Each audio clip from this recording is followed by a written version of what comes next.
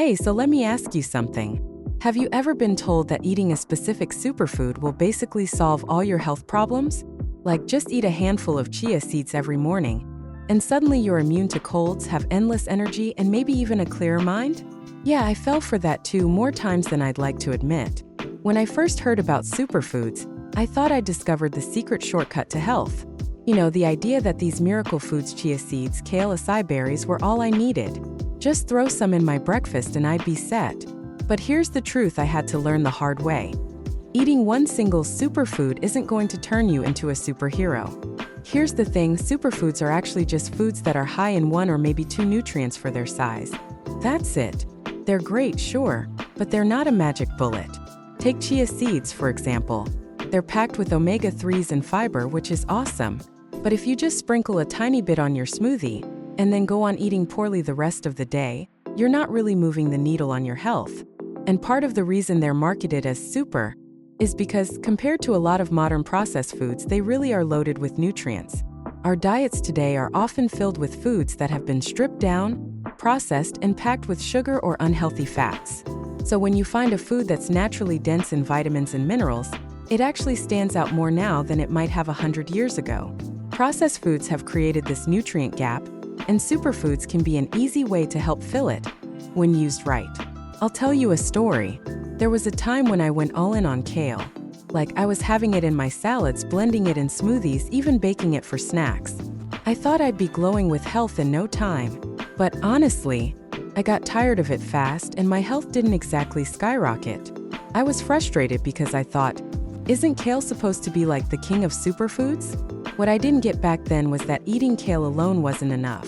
I still needed balance, a variety of veggies, proteins, healthy fats, to actually feel a difference. So let's talk specifics. Because superfoods can actually be really helpful if we think of them as part of a balanced diet. Take blueberries. They're loaded with antioxidants, right? They're great for replacing sugary snacks. Swapping a candy bar for a bowl of blueberries isn't going to cure you of anything, but it'll help keep your sugar intake lower and add some solid nutrients. Or look at chia seeds. I used to add a spoonful to my oatmeal and think I was invincible, but now I use them in place of other carbs when I can. If you've been snacking on plain crackers or chips, try a chia pudding instead. You'll get fiber and healthy fats instead of just empty carbs. And of course, there's kale versus iceberg lettuce.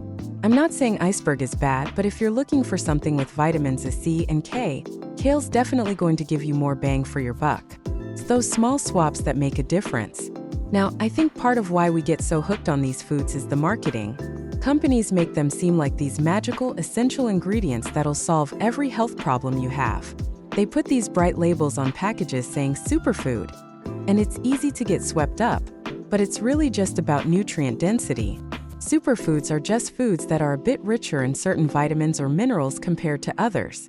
Honestly, a lot of these new superfoods have been around for centuries. Turmeric's been used in Indian food forever, and suddenly it's the trendiest thing in the health world. It's great stuff, but it's not going to replace everything else on your plate. So here's what I finally learned. Superfoods aren't about quick fixes. They're just a good addition to a well-rounded diet.